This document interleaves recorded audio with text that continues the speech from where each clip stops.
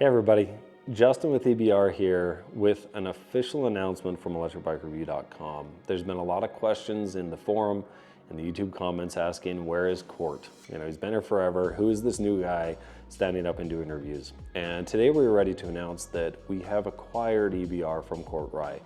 After 10, 12 years, blood, sweat, and tears, starting this thing out of the back of his car as he traveled to review e-bikes, Court was finally ready to kind of move on to the next stage in his career. And so we want to congratulate Court, both on what he created here, the community that we built, and the success that he's had. And, you know, I would say down in the comments, please let Court know how grateful you are. And that he'll be missed. You know, there's still a good chance that we'll be able to bring Court back a few times here and there for some things. I'm sure he's not completely getting out of the e-bike industry and kind of just walking off into the sunset, but you know, Court did a fantastic job. And as part of this process and the announcement, we wanted to kind of give you some insight into why he chose us to sell to, who we are, and what the future of EBR looks like. Again, Court has really built a fantastic thing here with the forum, YouTube channel, the community, and the website. And our first and foremost goal is to kind of just keep building off of that. Court, when he did start looking to sell, there was a lot of interest, obviously. There was a lot of larger media conglomerates, a lot of other larger investors who were very interested in the site, but Court really wanted to make sure that the site went to someone or a group of people who were passionate about e-bikes, passionate about the industry, and who he felt comfortable weren't going to take what he's built and kind of just ruin it, kind of lose the heart and the soul. So let me introduce you to myself. Again, I'm one of the owners of EBR, and you know, you might have seen me before on ElectricBikeReport.com. So I'm also one of the owners of ElectricBikeReport.com, and that's the main reason why Court was interested in selling to us. I've actually known Court for the past 4 or 5 years, talking about the industry, about his site, and he wanted to pass this on to someone who, again, was excited about the bike industry, who he felt had a team that could help the site grow and do some additional things, and that's what our hope is. So, with that being said, I want to just introduce myself to you on a little more personal level. So I'm here in my garage. Now, yes, my garage is actually clean, which is not a normal thing. So thank you for giving me an opportunity to spend a couple hours and really clean this up. But just wanted to give you a little bit of background on me. You know, you knew a lot about Court, so this is kind of me trying to kind of do the same, because you're going to see me a lot on EBR. I am the head reviewer, and I am very excited and stoked to be able to get to know this community better. So a little bit about myself. So I moved here to southern Utah. So we're in St. George, Utah, about 2 hours outside of Las Vegas.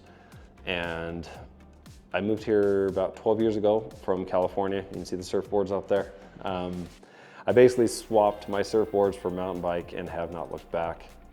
Okay, I actually do try to go surfing as much as I can, but since I can't, mountain biking and just cycling in general has kind of become my passion. I have coached, or helped coach, not the head coach, but helped coach the local NICA team. My oldest, she races in NICA, has for the past, this is her 5th year now. I talked my 12-year-old into racing, so I'm very excited. I'll be able to continue with NICA, and I love everything on 2 wheels. I love getting out, and it brings, I don't know, I think anybody that jumps on a bike, they just are happy, and that's kind of what I found. So, do a quick walkthrough on my garage. Again, I'm grateful that I was able to clean this up for you. So let's, again, and the reason why I want to do this is just show kind of the bikes that I like to ride, but also help you see that when we're reviewing e-bikes, we really do review them. We spend a lot of time on bikes. A lot of these bikes get cycled through. Some of them are my personal bikes, but a lot of them are the ones that I'm reviewing. So start off with some of my personal bikes. These are 2 of my gravel bikes, my oldest daughter and then mine. We just did a True Grit gravel race on them, kicked my butt, 70 miles, pretty bumpy, and ton of fun though. But this third one as well is my cross country bike. It's a transition spur, a lot of fun. My daughter used to ride that until she actually upgraded to this one. She's kind of going for varsity, and so she needs something a little more kind of pure cross country, so the Orbea Oath. Next is a bike you're familiar with. It's the Blix Soul. My second daughter and my wife don't love that aggressive riding position. They wanted something more upright, beach cruiser style that's still lightweight. And you know, thank you to Blix for letting us have this. This is a bike that actually stays in my house more because they do like to ride it a ton. Next, the Go Cycle. This is an older model. We actually reviewed it on the Electric Bike Report a handful of years ago, and I reached out to Go Cycle and asked if they would, you know, give me kind of a pro deal on it because I really like this bike for my kids. My now 12-year-old, he was 10, and it just fit him perfectly, but it's still controlled and it's not overpowered, so it was a good bike to get him on. And we've just gone a ton of fun rides on this with him. Next bike up, sneak preview of a bike that I'm currently reviewing, so that's why it's here. This is the Ride One Up CF Racer. It's their carbon fiber gravel bike. I mean, kind of short story, it's a lot of fun. This is a really cool bike if you want to get an electric gravel bike and not break the bank. I'm still not sure how they've kept that price what they have. Let's go to the other side of the garage now. These, I've got 3 different electric mountain bikes. The first one, the Orbea Rise, is one that I actually bought as part of coaching the Nike kids. I ride with the varsity group, so I needed some extra assist to keep up with them. The Specialized Turbo Levo, I'm doing a long-term review, so keep an eye out for that, but that's been here for a little bit as I really try to put that through its paces. This next one, though, is a new bike that we just barely got. Bosch brought it in. It's from Norco, and it has the Bosch's SX motor. So it's a lightweight bike, weighs just over 40 pounds. Keep an eye out for this review coming soon. We've only got it for about a month, and I took it out yesterday and rode Zen, which is a pretty technical, really good trail to test mountain bikes on, and it absolutely rips. So next bike, which actually is just as cool, it's the Stromer SD5. I'm also working on this review with Stromer. Wish they would also let me keep it, but they're not going to. It's about a $12,000 bike, and it has some of the coolest tech on a bike, including the pinion gearbox, anti-lock brakes, and just, I mean, this thing absolutely screams. It's just fun. Here, you're familiar with this bike. It's the Radster Road. I just reviewed this, and after reviewing it, I actually brought it home. So this one also, kind of like the Blix, is gonna probably stay at my home for a little bit. My oldest daughter likes to ride this to and from school. It's about a 15-mile ride, and she wanted something that's class 3, that's also a little more kind of city commuter style. And so thank you to Rad for letting us keep on to that one. And my daughter especially thanks you. My wife also actually likes to ride it around with this rack. Just a good kind of weight capacity for groceries and things like that. And then finally here, we got the little Jackrabbits. So thank you, Jackrabbit, for letting us keep these. They're just fun for my younger kids. The 12-year-old loves the yellow one, well, and the red one too. And then my 15-year-old rides this red one to and from school every day. She's not the mountain biker. She doesn't like to pedal a ton, and so that's why she loves the Jackrabbit. Oh, I forgot one here. This is the Hemingway C1.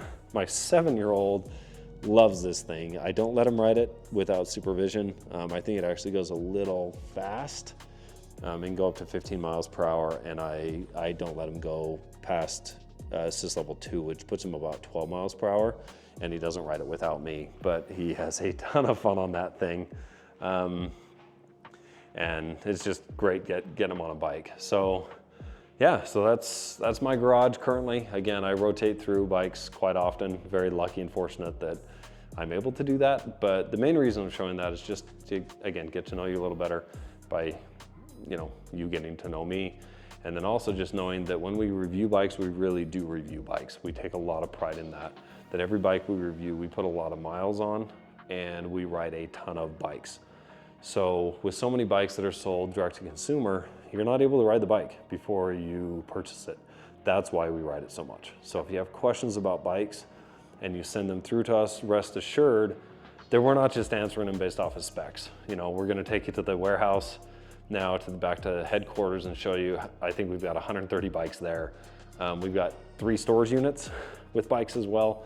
So yes, we ride a lot of bikes, we compare bikes back and forth, and are just here to help you kind of learn more about the industry, know what bike is good for you, and again, just very excited to be part of this community at EBR. Let's head over to HQ now, and I'm going to introduce you to some of the other teammates. All right, we are back at HQ at the bike shop, and I've got Ben Chernus with us. Now, you've already met Ben. He's the one that stars in the Mechanics Corner, what I like to call Deep Thoughts by Ben. It's kind of becoming one of my favorite segments, and that's just because of all the value and insight that Ben brings to the team. So Ben, introduce yourself to the EBR crowd. Now go back, tell us how you got into the cycling industry, etc. Don't go back to when you were 5. I'm sure you were turning wrenches back then. It's been a while. But tell everybody who you are and why you're here today. Got it. Thanks, Justin. So my name is Ben. I have watched EBR quite a bit in the past, so I am very familiar with the audience. I love it. Clear back in 1992, I was hired by took my first bike shop job, and albeit the truth of that, I was a terrible mechanic when I started. I think everybody was. Back then there were no certifications, there were no classes, training basically didn't exist. It's what a lot of us old school dudes call grind it till you find it. So you find something that's broken, fix it until it finally works. From there, I stayed with that shop for probably 10 years. After that, I ended up at Scott Sports, working through that company for about 10 years. I ended up being the warranty and technical manager for all of the US, so I've got a great idea of bill of material, product management, what parts go on what bikes, the cost of all that kind of stuff, how it interfaces with riders. After that, I ended up with Finish Line Bike Care in New York. Great company, so I got to learn about cleaning bikes. The fun part about that one, kind of fascinating, is my job was to talk to every bike shop, or as many as I could, in the US and get a feel for bike shops. So I know where those guys are at with e-bikes, how they think of e-bikes, what they think of e-bike work, etc. Now, fortunately for me, I'm super lucky to be working with these guys. I love it here. The crew is absolutely awesome. Couldn't be happier to be back in Utah working with these folks. As far as a mechanic goes, when in 1992 I started, again, I was not a good mechanic, but I worked for those entire 10 years through that company as a mechanic, as kind of a sales guy, a little bit more of a sales guy, but I was working in the shop every of those years. I got a great understanding of bikes from 1992 all the way to 2004 until I quit. Fast forward, I worked in bike shops in Denver, Steamboat Springs, Maui, Key West, New York, all over the place in Utah. So I've got a great experience that way. I've been a race mechanic at 24-hour mountain bike races, probably 20 events underneath my belt, lots of podium finishers. It's hard to be a mechanic when it's raining, windy, midnight, 1 o'clock in the morning, freezing cold. That'll really teach you how to be a good mechanic. Recently, I've taken on a contract race mechanic job with a company called Nirvana. So they'll fly me around and I chase the Iron Mountain circuit, working on bikes that cost $11,000, $12,000, $15,000 almost on a stage. So there's a lot of pressure. So I like to think that I've got a pretty well balanced and very deep resume when it comes to working on bikes for sure, and then trying to let you know what to think about when you're working on them and what mechanically could or could not be wrong with something you're considering.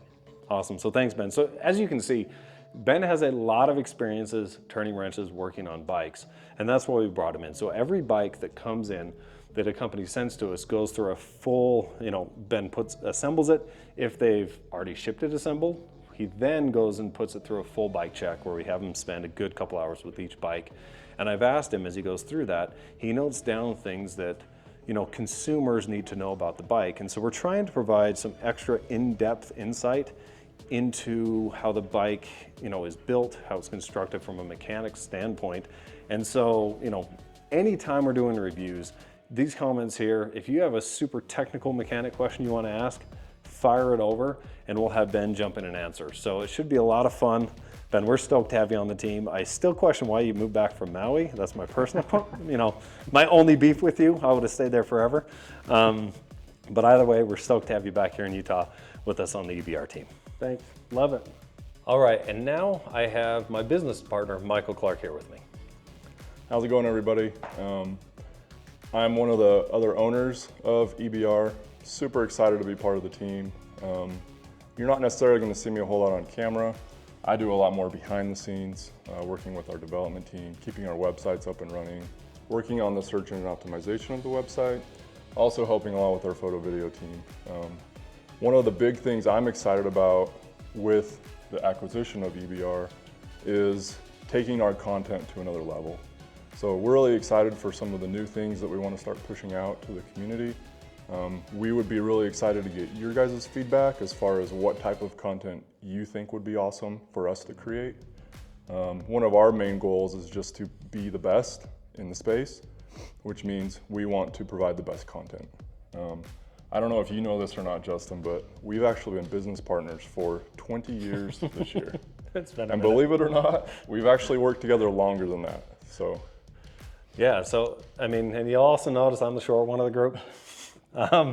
So if you're a taller rider, send in the questions, because Michael, you're what, 6'3"?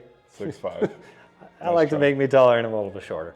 But yeah, I mean, we've been working together actually since 8th grade, since he was dunking on me in high school. So a lot of varied expertise with different things. Again, you're not going to see Michael on camera as much as you'll see me. Apologize for that, but we need somebody on the back end making everything work. Yeah. Anyways, excited to be part of the team.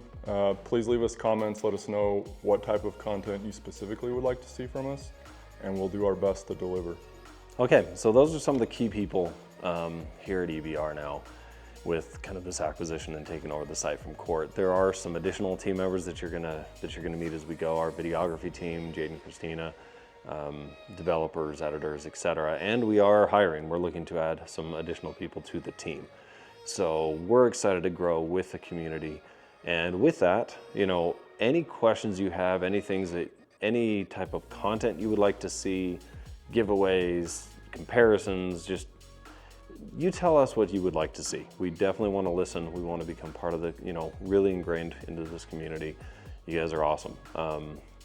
Forum's awesome, YouTube channel's awesome, site's awesome, and there's just so many things we can do. So you can tell we've got a lot of bikes back here. So any questions about bikes, throw them our way. We test these bikes a lot. You know, when we get a bike from a brand, we typically try to hold on to it for a year, or at least until the next model comes out, so we can compare it against previous versions, against competing bikes. And we spent a lot of time on the saddle. So yeah, I hope this was helpful, kind of getting to know us a little bit better. If you have any questions, as always, leave them down below in the comments and we'll get back to you. Hope this kind of dispels some of the questions about what happened with Court. Again, Court, we wish you the best of luck. Again, everybody in the comments, like, let him know how much you've appreciated everything he's done for this community. And yeah, we'll go from there. So any other requests or comments you guys have for us, let us know. Otherwise, have a great day and we hope to see you out on the trails.